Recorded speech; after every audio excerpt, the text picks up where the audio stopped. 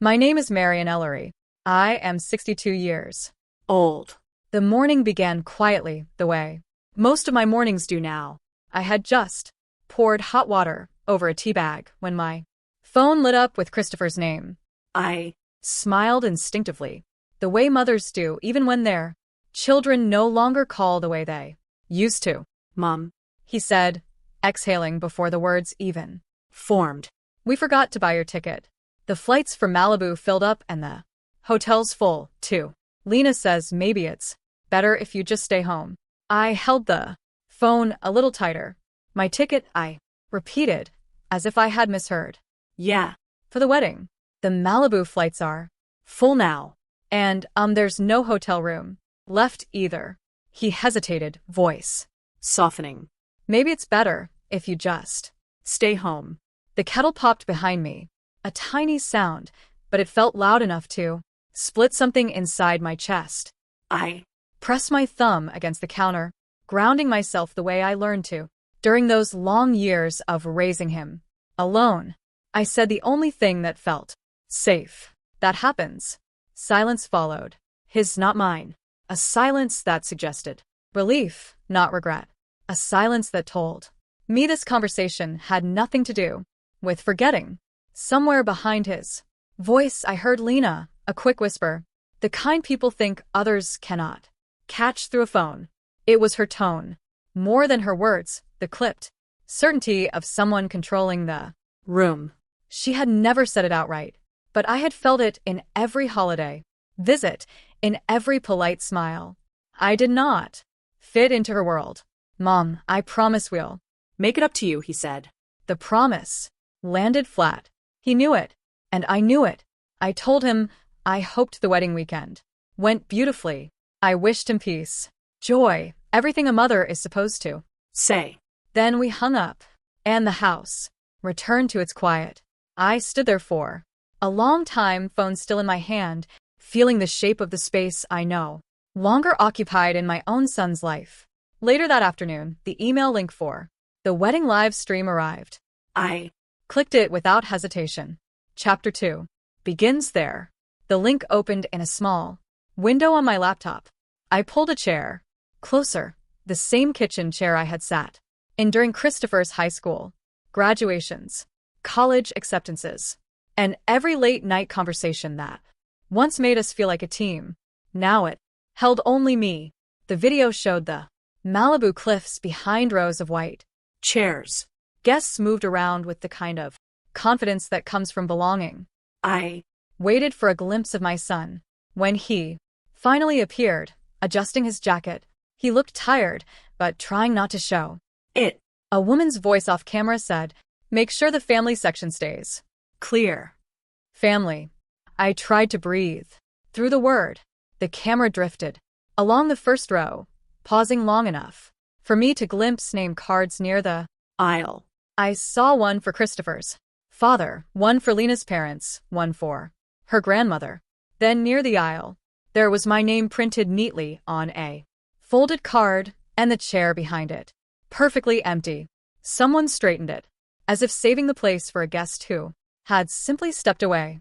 No one mentioned why it stayed untouched. When Lena entered the frame, everyone gasped. She did look beautiful, graceful, polished, wrapped in a gown that shimmered under the afternoon sun. Around her neck hung the small pearl pendant I had given her last Christmas. She lifted it once lightly, as if adjusting it for the camera. Stunning. Lena, someone said. She smiled. A gift. From Chris. I felt my chest tighten. Not from the lie, but from how easily it came to her lips. The ceremony began. Vows exchanged. Rings slipped on. Applause rising like a wave I could not touch. And through the entire live stream, my chair stood there, captured in every wide shot, a quiet reminder of who was missing. When the screen finally went dark, I closed the laptop with both hands steadying myself. The wedding was over, and my absence had slipped into their celebration as naturally as the ocean wind. I was 24 when Christopher was born. His father left before our son turned 1, leaving me with rent overdue. and a crib I bought secondhand. I worked mornings at a bakery and nights cleaning offices, juggling schedules the way other people juggled hobbies. When Christopher was old enough to notice things, he began noticing everything. Do we have to use coupons? Mom, he asked once, staring at the stack in my hand. Yes, I said. It helps, he nodded. But the way he looked around the grocery store told me he wished we didn't have to. At school pickup, He would walk fast to the car, eyes lowered. Kids say our car is old, he muttered one afternoon. It gets us home, I replied. It's just embarrassing sometimes. I never told him how much those words stung. I only worked harder. Extra shifts, weekend, cleaning, tutoring, anything that kept him moving forward. I packed lunches, fixed backpacks, stayed up reviewing college applications with him, even when my eyes burned from exhaustion. When he got into UCLA, he hugged me and said, I'll make you proud. You already do. I Told him, though part of me felt him stepping into a world I could not follow. I watched him grow, confident, polished, comfortable in spaces that had once shut me out. I stayed behind, quietly grateful, quietly tired, quietly aware that distance grows long before it is spoken aloud.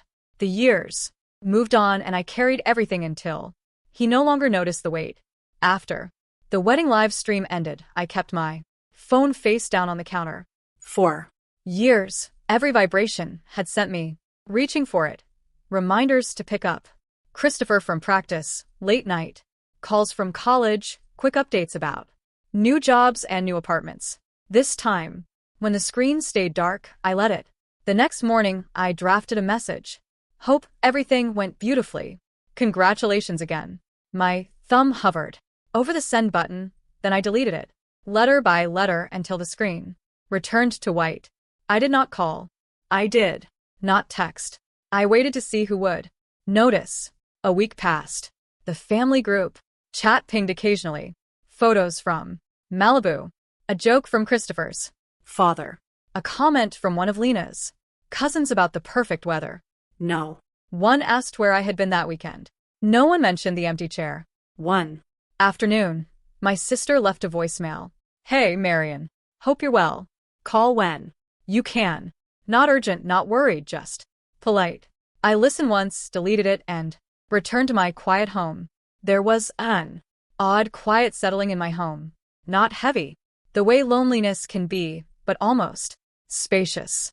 I no longer checked my phone every few minutes. I no longer rehearsed conversations that would never happen. I Realized how much energy I had spent trying to stay close to people who rarely reached back. Days slipped into each other. No confrontation, no dramatic goodbye, just the steady hum of a life no one else bothered to look into.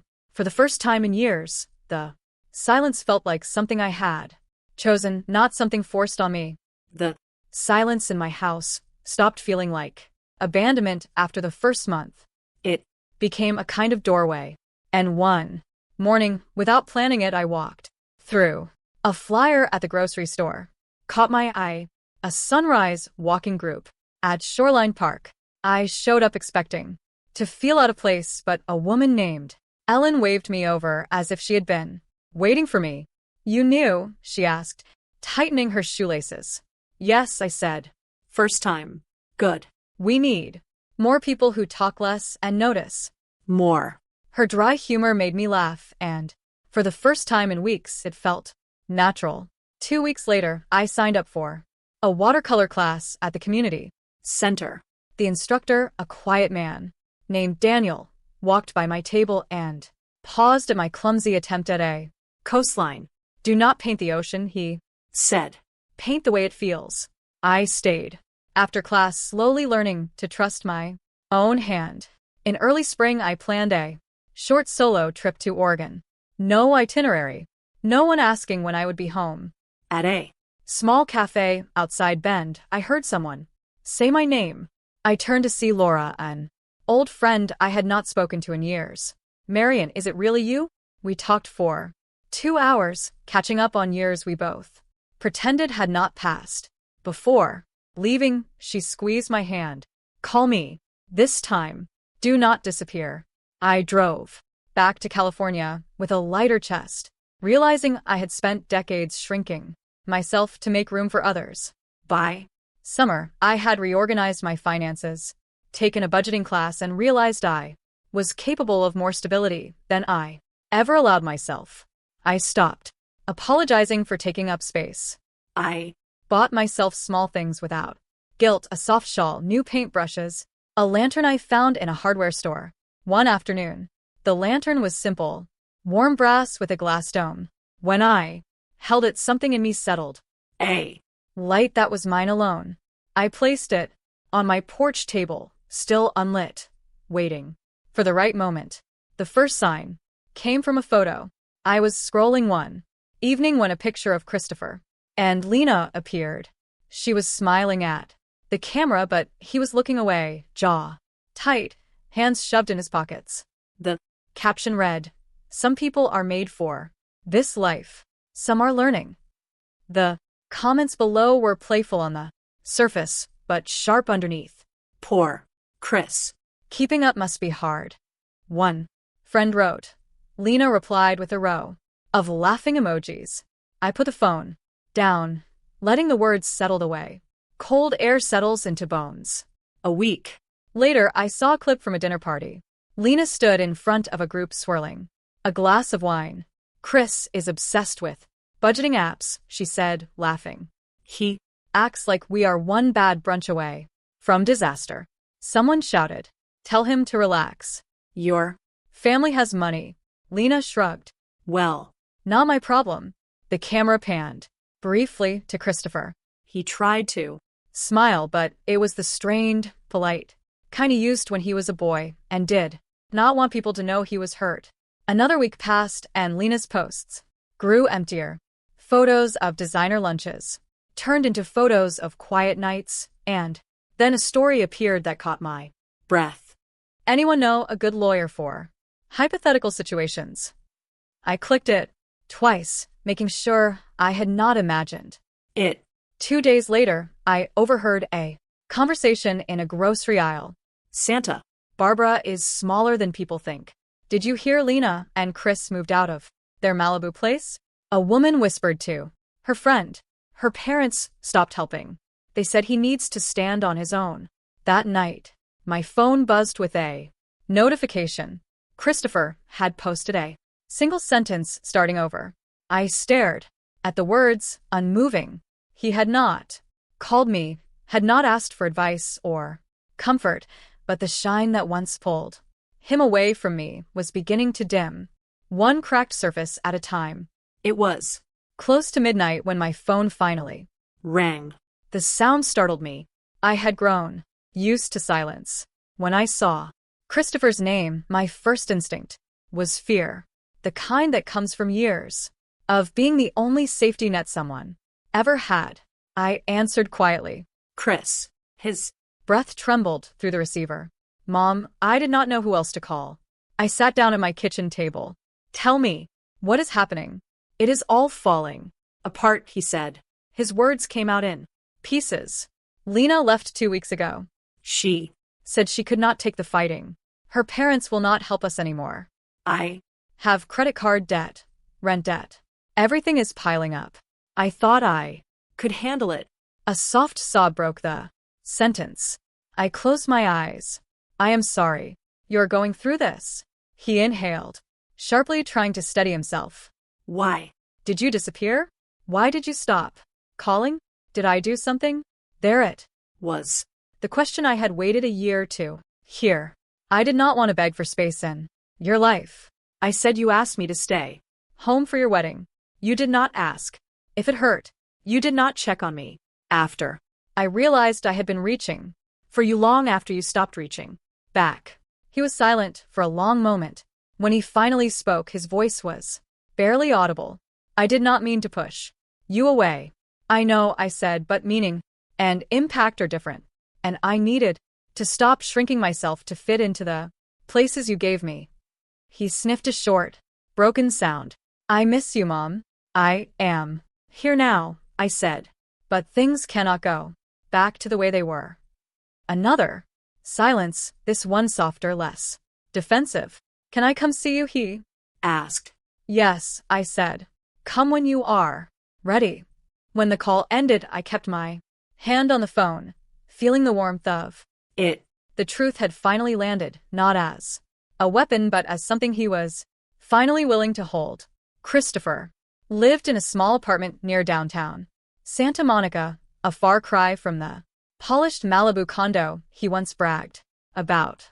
When he opened the door, he looked older than his 30-something years. Tired eyes, unshaven jaw, shoulders slightly caved.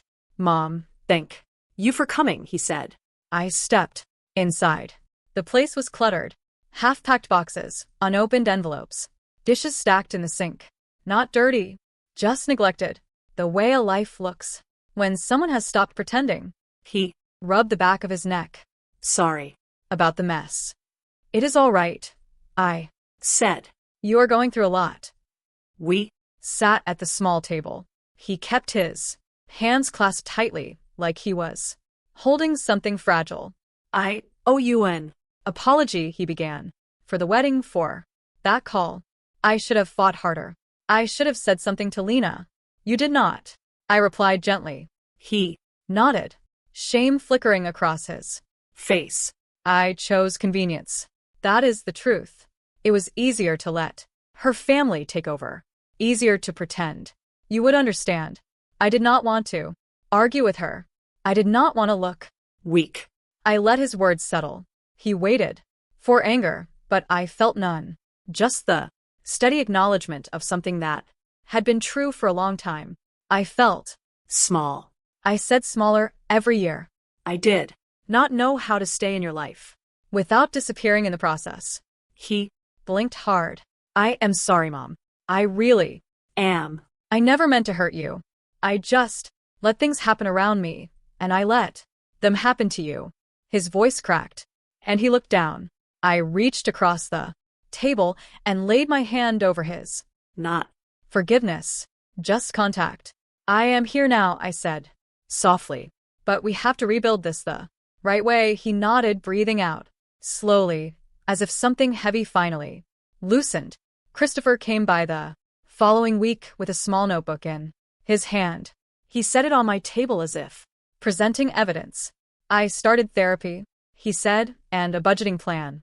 The counselor told me I keep waiting for someone to save me. He looked at me with a mixture of guilt and hope.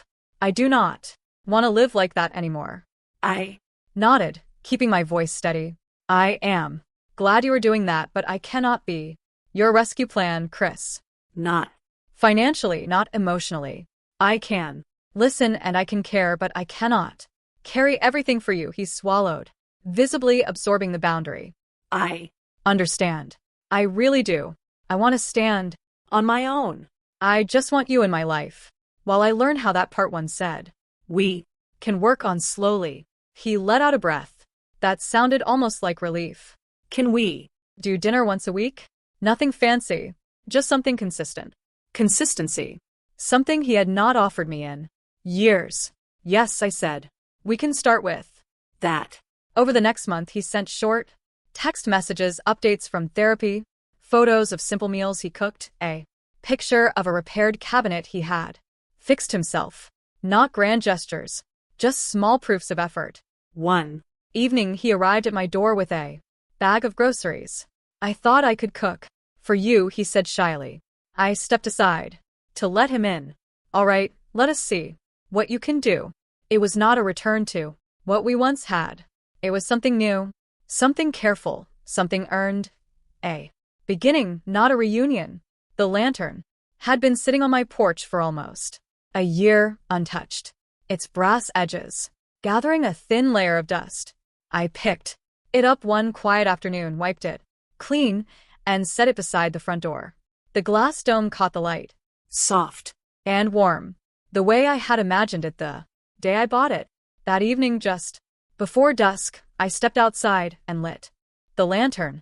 The glow rose slowly, filling the porch with a steady amber circle. It felt like a quiet declaration. I had waited years to make. A few minutes later, I heard footsteps on the walkway. Christopher stopped at the gate, hands in his pockets. I saw the Light, he said. thought it meant I could come in. You can, I replied. He Climbed the steps and looked at the lantern. It suits you. Looks welcoming. It is not meant to guide anyone home. I said gently. It is for me, he nodded as if he finally understood the difference. We sat on the small bench by the window. He spoke first. I had therapy this week, he said. My counselor asked me what I am trying to rebuild. I said my relationship with my mother, but not the old one, the new one. I let the words Land. And what does the new one look like? He took a moment. Two people who show up for each other because they want to, not because one is afraid of losing the other. That sounds right, I said. He Smiled. Small but real. I cooked something. It is in the car. A pasta dish I practiced twice. I want to make dinner for you. I Laughed softly. Twice. That sounds ambitious. We moved inside, working around each other in the narrow kitchen. He cooked. I chopped herbs, and for the first time in a long time. we shared a room without needing to pretend. No. Apologies left unsaid. No expectations pressing down on either of us. Just two people choosing to be There. After dinner, he stood at the door, glancing back at the lantern. I am Proud of you, Mom. he said. I am proud Of you, too. I answered. We are both learning. When he left, I stepped onto the porch again. The lantern glowed, softly, steady and calm, casting a warm shape onto the wooden boards at my feet. This time, I did not turn it off. I let it burn for me. If my story touched you, feel free to like, subscribe, and share your thoughts. Your support means more than you